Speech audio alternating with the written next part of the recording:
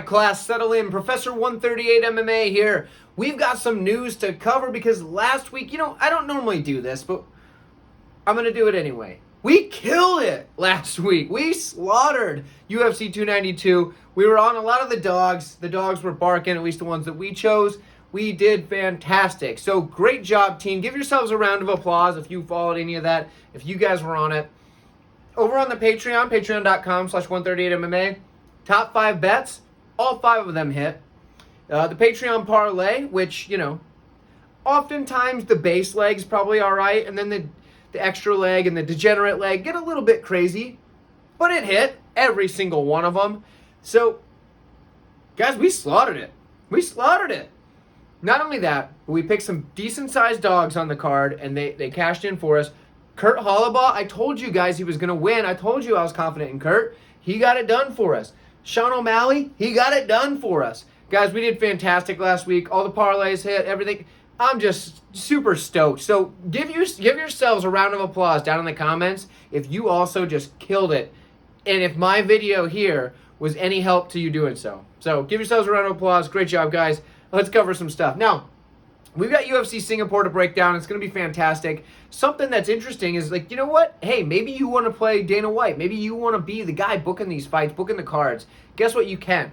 Great Dog Software. The link is down in the description of this video. Great Dog Software has a game called World of Mixed Martial Arts 5. They also have, 4, 3, 2, whatever. But 5 is the new one. World of Mixed Martial Arts 5. You can get the link in the description where you get to be in charge, booking your own fights, making your own matchups, managing the finances, managing where everything is, all that good stuff.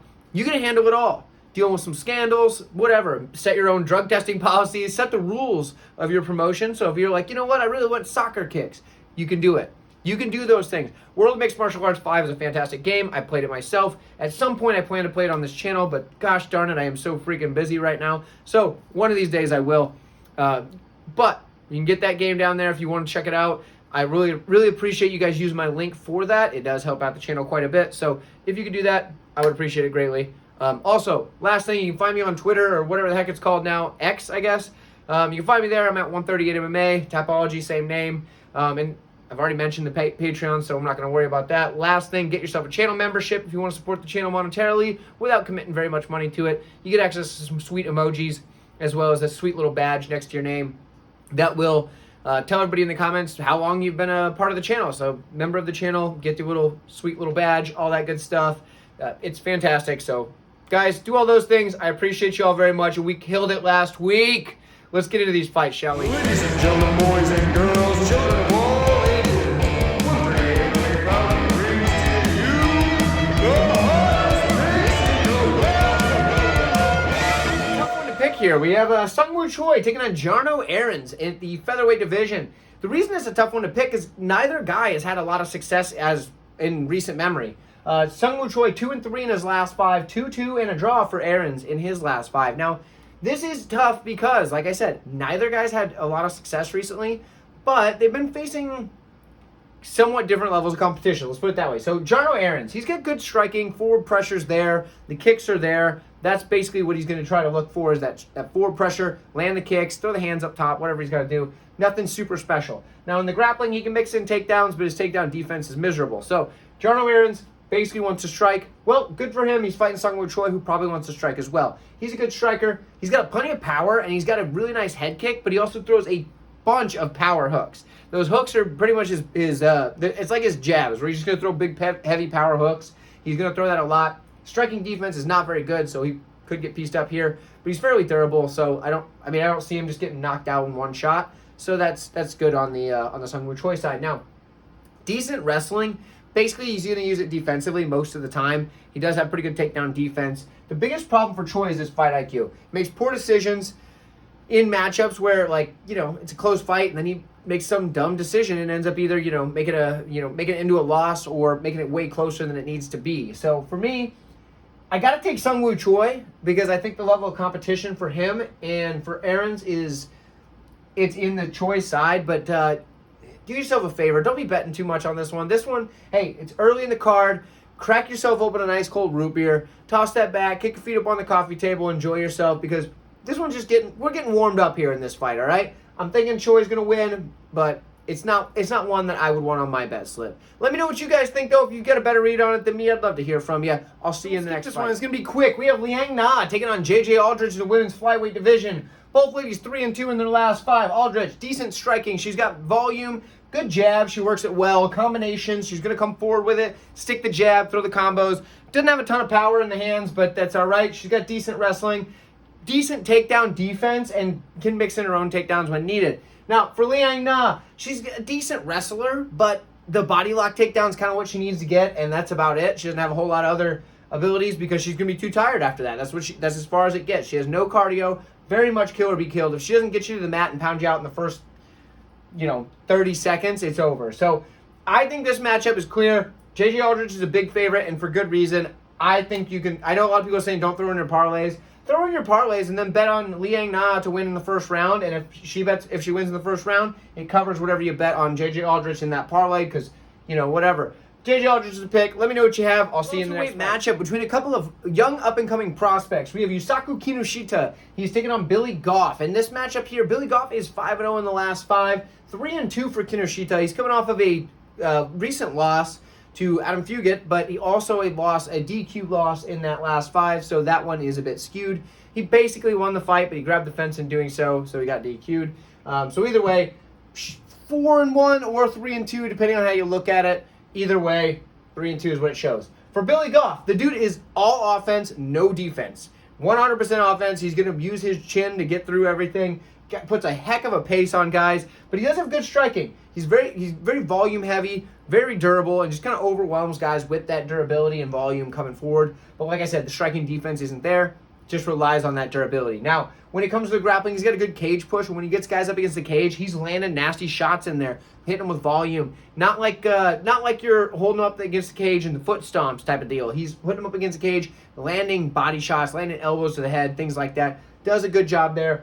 He's also got decent takedowns. He can get the fight to the mat. Now, in the matchup here, Kinoshita struggles with takedown defense. He does work back to his feet, and he does a pretty good job of that, but he does struggle with the takedown defense. However, in the striking, I think he's the more crisp and polished striker in this one.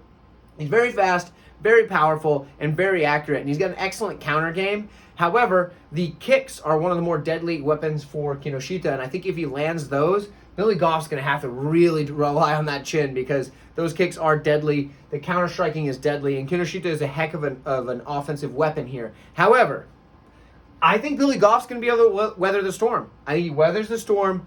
He might lose early. He might get beat up early and then come back as the fight goes on, and I think Billy Goff's going to get it done and use the takedowns, mix them in, wear on Kinoshita, and get the win over the course of the fight. I'm going to take Billy Goff. It's not my most confident underdog on the card because I've got quite a few underdogs if you don't know already. But I do like Billy Goff as an underdog. I'm taking him here. Let me know who you have. I'd love to hear from you in the comments. I'll see you in the next matchup here. And do me a favor, if you're enjoying this video thus far, go ahead and hit that like button for me. It's going to help the channel a lot. Let's break down this fight. So at welterweight, I forgot to close this bracket, so we're going to do that really quick.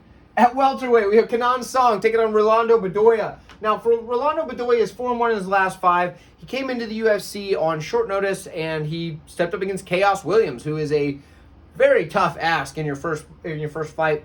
Lost that one, but razor-thin decision. For Kenan Song, he's 2-3 in his last 5. Had some success against Ian Gary in their matchup where he dropped him, looked really good in that moment, and then it was pretty much all downhill from there. So this is an interesting one here because both guys are pretty much going to want to strike.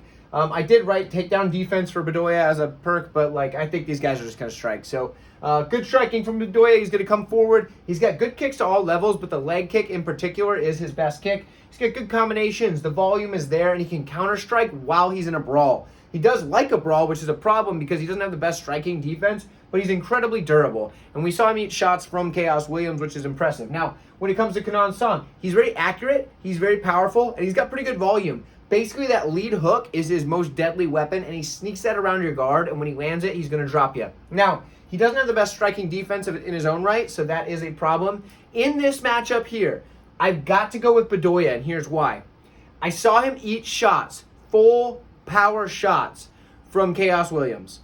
If he can do that, he can probably also eat a full power shot from Kenan Song, and then I think over the course of 15 minutes, Bedoya is going to have better moments. I think he's going to be able to win this matchup, and I think he's going to have a good performance. So for me, Rolando Bedoya has to be the pick here. I don't like the odds at this point. They're pretty ridiculous, but I do think he gets it done. Maybe you throw him in a parlay. I don't know that I can do it, but Bedoya is the pick. Let me know what you have. I'd love to hear from you. If you're on the Kanon Song side, let me know. I want to hear from you and see if you think he's going to be able to crack the chin of Bedoya. Let's talk about that in the comments, all right? So at middleweight, we have Chidi Njokuani taking on Michael Oleksiejczuk. Now, for Oleksiejczuk and Njokuani, they are both 3-2 in their last 5 fights, but there is a bit of a height and reach advantage on the Njokuani side. He's 6'3" with an 80-inch reach as opposed to the 6 foot 74-inch reach of Oleksiejczuk. So in this one here, the range is going to be in the favor of Njokuani. However, with long-rangey guys, if you can get inside of their range, a lot of times you can land some good shots there. So that's what Oleksiejczuk's going to be looking to do. And his style kind of fits that bill as well. The guy's a solid striker, but it's mostly boxing. He's got good boxing combinations, and when he gets in tight, he can land those shots inside of the range of a guy like Chidi Njokuani.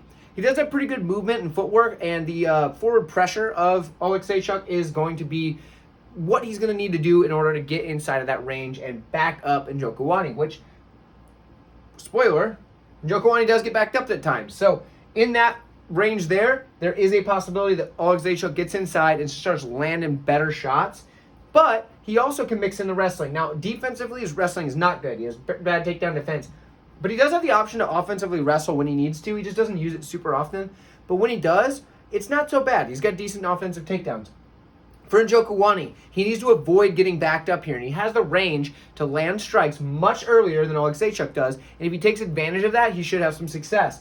He has excellent body kicks, whether it be a front kick up the middle or the roundhouse kick that you see a lot of, landing those excellent body kicks. As his opponents come in, he transitions seamlessly between the clinch and the striking range, and he does a good job of landing knees and elbows to cut up his opponent and just absolutely be devastating in that violence factor. So in the clinch, Njokuani's probably better. In the long range, Njokuani's probably better, but it's that range that's before the clinch, but inside of the long range, that a guy like Oleksiejczuk's going to have the better striking. Now, in the grappling department, Njokuani's got decent jiu-jitsu. It's something he's really focused on lately, and it probably helps that he's got those long 80-inch arms because those are choking arms, my friends. He's got choking arms. You knew it. So for Njokuani, I think he needs to avoid that boxing range and either keep it at long Muay Thai style, rangy kicks, or Thai clinch, get in close. So as soon as Njokuani is feeling that pressure from Oleksiejczuk,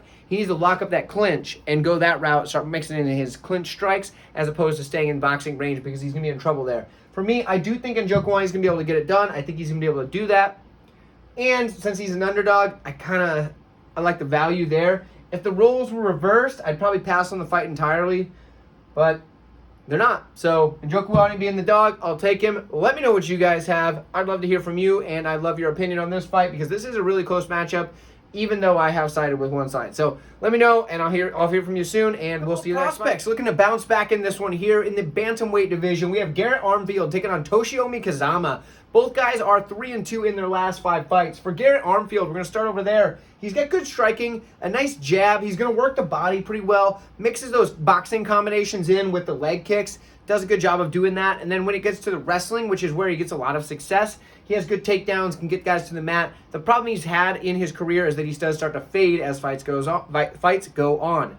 For Toshiomi Kazama, striking, not that good. He's got some chin concerns. He's been knocked out a couple of times, and not even necessarily by some of the highest level competition. Sure, that Ryu Nakamura matchup, yeah, he got knocked out, and that makes sense. But he's also lost to some guys on the regional scene where it wasn't such a good loss, but due to that knockout. Now, if he can get the grappling going, this dude has solid jiu-jitsu. He's got a very large toolbox. He's going to be able to mix in his judo throws, his traditional wrestling style takedowns. He has both of those options in order to get the fight to the mat. And when he does, he's got very creative submissions, and he attacks them aggressively. From his back, he's very active. He looks to sweep. He really likes to snatch up arms. He has a few moves with those when he snatches up your arm where they're not traditional submission holds. He just gets you in something that you're like, wow, I don't know what this is, but I'm tapping because this hurts. He does a good job at that. But he's also got a good toolbox of traditional submissions as well. This one's close, and it's tough for me, but the cardio of Armfield is what keeps me away from him. I know he could get the knockout over a guy like Kazama, but I don't think he's going to, and I think Kazama is going to be able to snatch up a submission at some point. So for me, I'm taking Toshiomi Kazama in this matchup by submission, but I don't know if I can bet that. If I do, it'll be the submission prop because I do think that's his best path to victory. Let me know what you have. I'd love to hear from you guys. I know a lot of people are going to be picking Garrett Armfield, and rightfully so. He's a pretty good prospect coming up as well. So let me know. I'd love to hear from you. I'll get a heavyweight matchup here, and let me tell you, I kind of like the over because I see this one going to a decision. Here's what we've got. We got Lukasz Brzeski is taking on Waldo Cortes-Acosta. Cortes-Acosta, he's 4-1 in the last 5, which sounds pretty good on paper. The level of competition's been like as low as he can really get in the UFC, but it is there. For Brzeski, he's 2-2 in a no contest in his last 5. Hasn't looked as good since they caught him on the drugs, and now he's off, so hasn't looked as good since. For Brzeski, good striking. He's got a very heavy leg kick. He's powerful, and he's going to come forward. The problem is he spins too much. I don't know what he's doing. It's a bad idea. But either way, he is very powerful, and that leg kick is key. Now, decent grappling here. He's got good top control, good ground and pound. The problem is he doesn't want to shoot a lot of takedowns, and his takedown defense is terrible. His biggest drawback, cardio. He ain't got much of it. He fades. He's tired in the first minute of the fight. He can hang in there through the fight when he's tired, but he looks horrible. He's not performing very well, and that's just what happens. So his cardio is a big drawback for him, but I do really like the leg kicks. Now, on the other side, for Cortes-Acosta, his fight IQ is kind of weird. I didn't write that up there, but I don't think he realizes sometimes how close a fight is, and I don't know much about. I don't understand what goes in this guy's head. All right, he's got good boxing though. He does have a solid jab. He'll stick it out there pretty well. He's got good volume with it.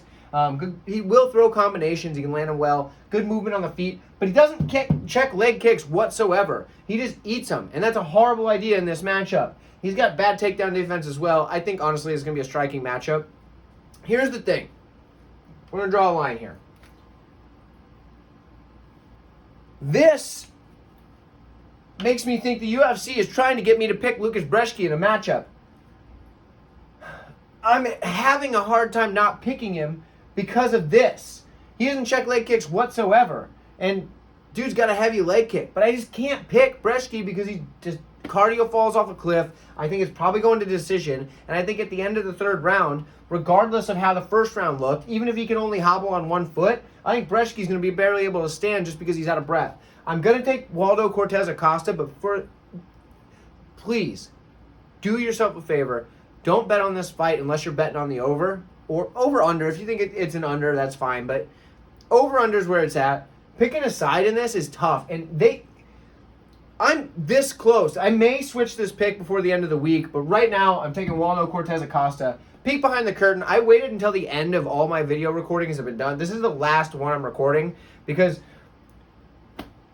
I didn't have a pick until just now. So Waldo Cortes-Acosta is the pick because I think he's got the better cardio and it's probably going to decision. Let me know who you have. I would really genuinely love to hear your comments on this fight because maybe you could sway me one way or the other or maybe cement my position on the Cortes-Acosta side. So please let me know in the comments. I appreciate it. See you too much of your time on this one. We've got a heavyweight matchup between Parker Porter and Junior Tafa. There's not much to cover on Junior Tafa because he's only 4-1 in his MMA career, so he's also 4-1 in his last 5. That one loss being his last matchup against Muhammad Usman. Now, Parker Porter, 3-2 in the last 5. He's had a longer career. He is a decent striker with a good jab, good volume. The guy's going to come forward with his footwork, laying those leg kicks and start sticking volume on you. But the problem is when he starts throwing combinations, he does leave his chin exposed, which is not really something you want against a guy like Tafa. But he does have good wrestling as well. Gets you up against the cage and can win minutes against the cage with his cage push. And if he gets you to the mat, his top control is pretty solid. Now, for Junior Tafa, dude's got good kickboxing, very good kickboxing, lights out KO power. Boxing combinations is what he throws. He does a darn good job of it. He's durable as all get out, but he can't stop a takedown to save his life.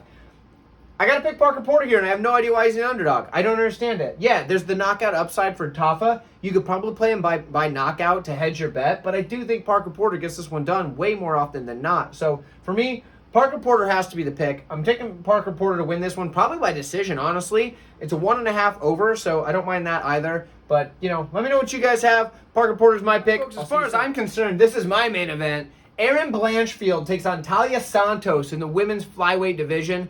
This matchup here, This is fantastic. I'm super stoked for this. When it got canceled the first time, I was bummed out. This is a great matchup. Now, real quick, if you haven't done the channel membership thing, feel free to do so. You can join it right here on the video. It's just down below. Hit the join button. It's $2.99. It helps the channel a ton. You get to get a cool little badge. You also get some cool emojis. Please do that for me. I do appreciate it very much. And drop a like on it while you're down there. Now, this matchup here, very fun matchup for Talia Santos. Obviously, she's 4-1 in the last 5. That one loss coming to the champion, or well, the former champion, but champion at the time, Valentina Shevchenko. She very close split decision with her.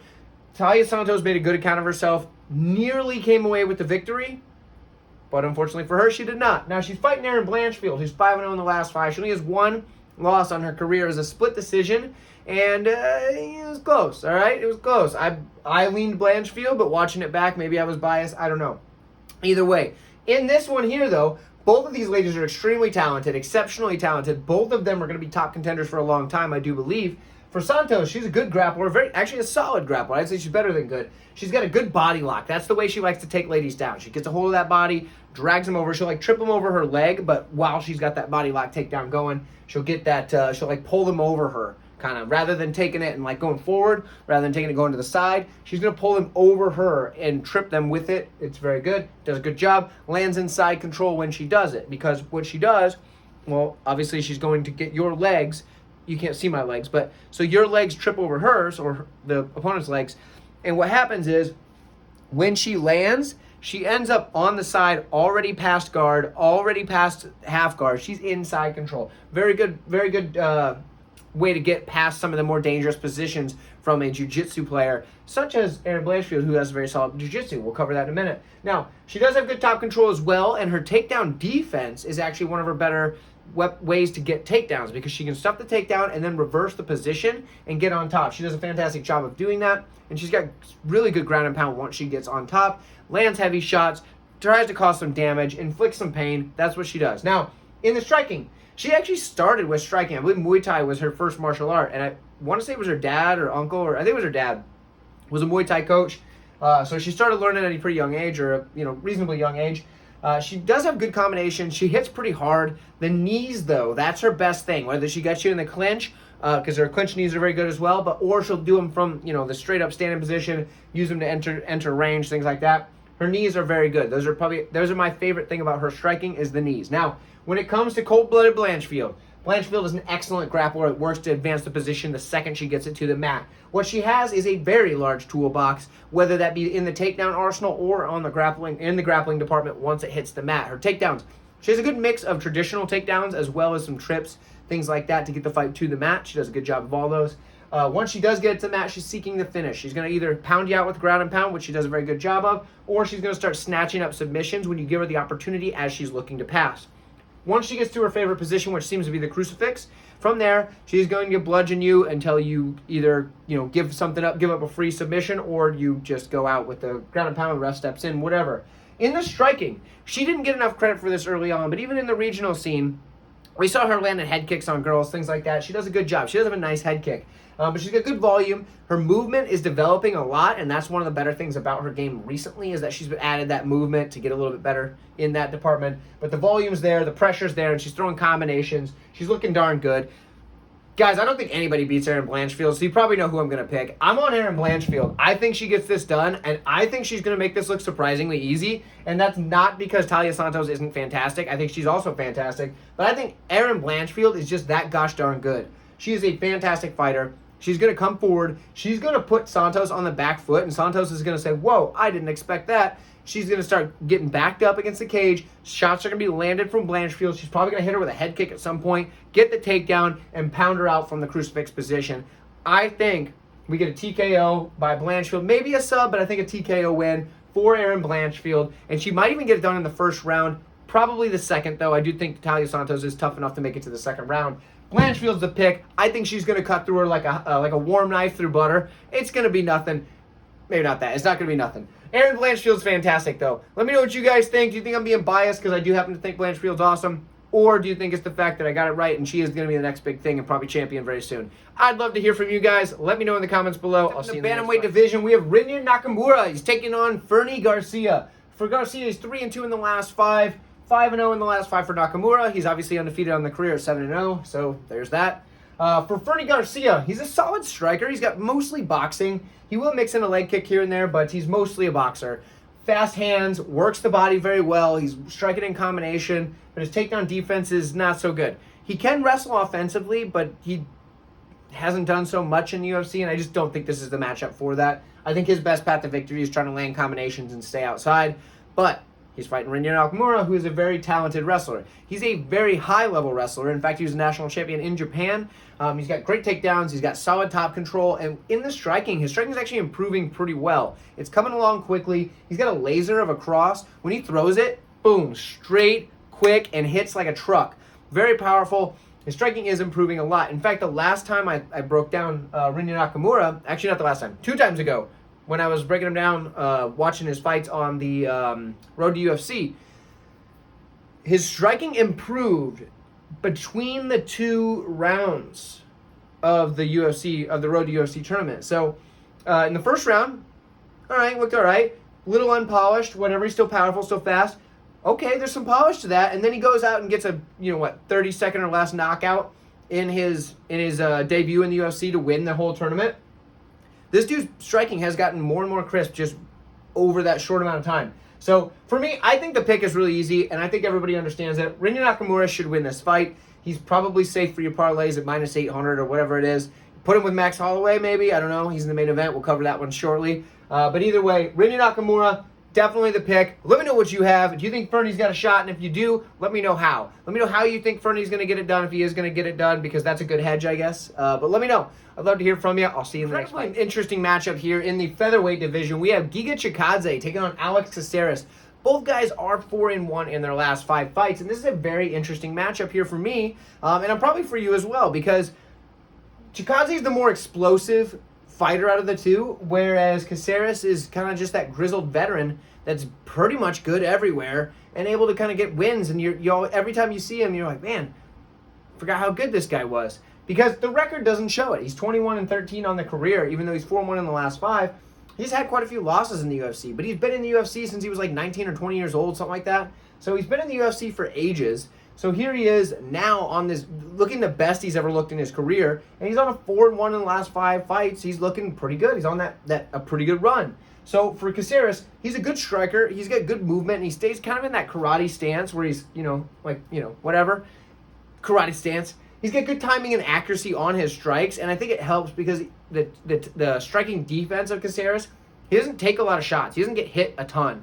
And he's able to do that because of that long-rangey stance he has and being able to time opponents so he can land his shots when they're trying to get in and land theirs. So he kind of heads them off before they get the chance. He's also pretty durable, so if he does eat a shot, that he's able to recover, get back to what he's doing, work his game. The problem is he doesn't have a ton of power on the feet. Now, accuracy and timing can make up for lack of power, and we saw that when he knocked out, oh man, this hurts me to say, when he knocked out my guy, my favorite fighter, Julian Erosa. He knocked him out with that head kick, and it was because of the delayed action, where he had the kick come up, and then he whipped it through, and when he landed that was able to get that knockout because the timing made it so he did not see that kick coming. That's the way that you can make up for lack of power with timing and accuracy. It's the shot that they don't see coming. That's what they always say. It's the shot they don't see coming. Now, when it comes to the grappling, Caceres is going to have a massive advantage here because he's got well-timed wrestling style takedowns. He can get inside of an opponent's range when he shoots that takedown nice and low under a shot or under a strike and gets a hold of them, pulls them to the mat. When he gets down there, he's going to try and take the back, and he's got them choking arms, them long, skinny arms. You slip it right under the chin, get you put to sleep. So he's got them choking arms. He does have other submissions he can go to as well, but he does prefer the chokes, and he does prefer to take the back. Now, for Chikadze, he's the better striker of the 2, and I'm not going to pretend that Caceres is a better striker because he's a pretty good MMA striker. Chikadze is a very high-level striker with excellent kicks. He can kick to all levels, but that body kick that he has, the Giga kick as he calls it, which kind of, it's just a liver kick. I don't know why it's the Giga kick, but either way, his body kicks, his liver kick in particular, is absolutely deadly. Now, he may have trouble landing that on a guy like Caceres with that range that he stands at with that karate-style stance, but I could see that if he lands that shot, I don't think Caceres is going to make it through no matter how durable he is. That kick to the liver, I don't know how many of you have been hit in the liver. You're pretty much done, all right? That's what happens. Well, he can strike well from either stance. He can throw these kicks from either stance, and he does a good job of setting it up with feints, and then he can counter-strike as guys come in. He'll feint different shots to guys and make them kind of get a little bit, stutter-steppy and not really knowing what's going to happen, and he'll see how they're reacting. So he'll know where he wants to put that kick and usually hit that liver tickler, or the Giga kick as he calls it. Now, he does have good counter strikes as well. If somebody's coming forward at him, he's able to use those strikes to hit him up top and then snap the kick as they're returning away. So he does have that ability, but the problem is his grappling. Now, he's not horrible at the grappling as he was early in his MMA career where he was just horrible, but he's still not very good compared to a guy like Caceres. If Caceres gets this to the mat, it should be him all day. And honestly, I think Caceres gets the submission here. I think he subs him. I think he's going to get the win. I think he's going to take the back of Chikadze and sub him with a rear naked choke. That's my prediction. I wouldn't be surprised if he beats him in a decision as well, taking the back, controlling him for a couple of rounds, maybe losing a round on the feet. But I definitely do think Caceres gets the sub here. So for me, Alex Caceres is the pick. Let me know what you have. I'd love to hear from you guys. Do you think that Chikadze lands that liver kick, knocks out Caceres? Do you think Caceres gets the sub like I do? Where do you see it going? Do you think it goes to decision? I'd love to hear all of your opinions. Hit the like button while you're down there dropping that comment. I'll see you in the next one. Here we are, co-main event of the evening. And if you happen to be enjoying yourself so far and you happen to feel like you maybe learned something, do me a favor. Hit that like button for me. It really does help the channel grow. It's a great way to show your support for the channel without actually costing you a penny. So I appreciate it very much. Hit that like button. Thank you so much. Let's break down this co-main event. Anthony Smith in the light heavyweight division takes on Ryan Spann in a rematch. Both guys 3-2 in their last 5. Ryan Spann, there's a bug there, is actually bigger. He's got 81.5-inch reach as opposed to the 76-inch reach of Anthony Smith, although he's only an inch taller. So for Ryan Spann, what is he good at? Well, he's a very fast starter. He's very powerful, athletic, and he's got good front chokes. But he throws a lot of single shots, and he's very kill or be killed. So if he doesn't get a hold of you in the first round, he's probably in trouble. He's going to come forward, throw some bombs, and try to get a hold of your neck. And if he does, great, he might win. But if he doesn't, he's in trouble against anybody that's probably at the level that he's facing now. If those things aren't working for him, I don't see him doing too well against them. So Anthony Smith, on the other hand, we've seen different levels of Anthony Smith. Sometimes he looks pretty darn good. Sometimes he doesn't look as skilled. Sometimes he just doesn't. He looks hesitant and doesn't look like he wants to be there. So depends on the Anthony Smith we find. Now he is a good striker though, especially when he's moving forward. Because when he's moving forward, he starts landing heavy shots, hitting guys, working his way across the cage and putting pressure on him. But when he starts working backwards, does not strike very well. He can be walked down, gets hit, doesn't do that well. Kind of just does that stupid thing. We all hate it. Everybody that backs Anthony Smith in any fight hates it. When he gets backed up against the cage and starts just throwing front kicks and covering up. It's horrible. So you don't want to see that by Anthony Smith. If he starts doing that, he's in trouble. But he does have good elbows that he throws when he's coming forward and his opponents are coming forward, and it's like halfway in the clinch, halfway at range, and he lands these big heavy elbows. I do like that out of Smith. He's got a good snapping front kick when he's coming forward. Like I said, not the front kicks where he's leaning up against the cage just throwing them to try to keep you away. Those are horrible. When he's walking forward and he snaps that kick up right underneath the ribs, sticks that ball of the foot right underneath the ribs, when he does those are excellent. He's usually walking guys down with them, and I like that a lot. He's a durable fighter, though. He's a durable fighter, although his leg kick defense is terrible, and that has been the detriment to his success recently. The leg kicks are there for Spann, but he's not a big leg kicker, so I don't think that's a big issue, but the leg kick defense isn't very good. Now, for Smith on the ground, his grappling is very good. He's got a pretty large toolbox, but the problem is sometimes he can be content to work off of his back. Now, if he does get on top of Spann's in a lot of trouble because Anthony Smith has very good ground and pound, and he has a lot of submission options for him. In fact, he's quite the finisher because Anthony Smith, he's finished, 33, 34 maybe of his 36 wins. Like he's won like 2 decisions, maybe 3. But yeah, most of those wins are finishes. He's finished over 30-something of his fights. He's very much a finisher. I think he goes out there and he finishes Ryan Spann. I don't know if you guys watched the first fight between these two, but it wasn't close. Anthony Smith big brothered this poor guy. He beat him like he didn't belong in the UFC. He beat him just like it was horrible. Ryan Spann just got ran over. Like it was like Anthony Smith was driving a milk truck and Ryan Spann was walking across the street and he just flattened him. You ever play that game Frogger back in the day where you got to hop across the road and when your frog doesn't make it across the road and you get by a car? That's what that looked like. Ryan Spann got run over. So even if we believe, like I don't personally think Anthony Smith is going downhill too bad. I think Yeah, he might not be as quick and as sharp as he was maybe 2 years ago, but I don't think he's really dropping off that bad. And I do think that Anthony Smith, at this level in his career, is still light years above Ryan Spann. Yeah, he's taking a lot of damage. I understand. Ryan Spann is not on that level. Even if you think Ryan Spann's improved since the last match and you think that Anthony Smith has gone down, I still think he's better than Ryan Spann. I think this is very similar to the last one. Maybe he doesn't get Ryan Spann out of there in 2 minutes like he did last time. Maybe it takes till like the first couple seconds of the second round when Ryan Spann comes out into the, at the beginning of the second round, just has nothing left in the tank, and Smith runs him over then. Maybe, or at the end of the first. I don't know. Smith's got this one in the bag. I'd love to hear from you guys, though. If you think I'm wrong, and hey, if I am wrong, after Saturday, I'm way off, come back in the comments and tell me I'm an idiot. That's fine with me. From what I saw in their first match, Anthony Smith should absolutely get this one done. Let me know what you guys think. I think it's crazy he's an underdog. Also, I think it's crazy he's an underdog. If you don't know, Anthony Smith, I got him at like plus 135 earlier this week. I think this is crazy. Let me know what you guys think. I've been ranting about this one too much. I'll see you guys in the main event. I'd love to hear from you. Main event of the evening here. Last reminder to wall up that like button for me, would you?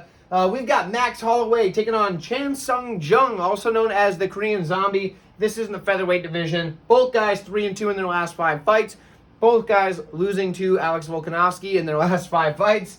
It's just what happens. For the Korean Zombie here, we're gonna call him the Korean Zombie. That's what everybody calls him. Now, for him, he's a solid striker with power, accuracy. He's very durable, and he's going to put forth a lot of volume. The Zombie nickname makes sense because he's going to come forward, he's going to walk through what you're throwing, and he's going to throw back with volume. That's what he does. He does a darn good job of it, and he's done it for most of his career.